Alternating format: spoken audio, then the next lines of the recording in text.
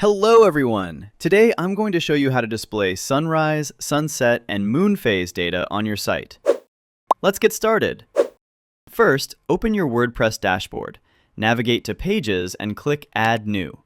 Once you're on the page editor, click the plus icon, search for the sun and moon times block, and add it to your page. With the block selected, head over to the Settings panel on the right, where you'll see two template options. Simply choose the one that works best for your design. As you scroll down, you'll see the Show Details options. Here, you can choose to display the sun, moon, or both. If you pick both, you'll be able to toggle between the two views right from the top of the block.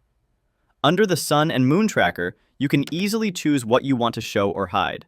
For example, if you don't want your visitors to see the schedule cards, just turn the option off. If you do want them to see it, turn it on. The same thing works for the phase title card. Turn it off to hide it, or turn it on to show it. Next, click on Key Sun and Moon Events. When the Sun option is selected, you can customize all the sun-related details. For example, you can turn off day duration, solar noon, or any other item based on your design needs. When you switch to the Moon option, you can customize the moon-related events in the same way. For instance, you can turn off Moon Age, Night Ends Countdown, or any other option you don't want to show.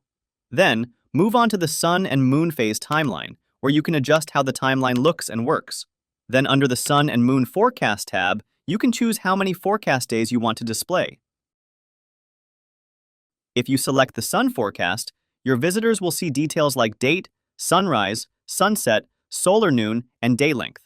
If you choose the Moon forecast, they'll see the date, phase, moonrise, moonset, and illumination. Once you're happy with everything, just click Publish, and you're all set. That's it. That's how you display sunrise, sunset, and moon phase data on your site. Thanks for watching, and don't forget to check out our other tutorials for more helpful tips.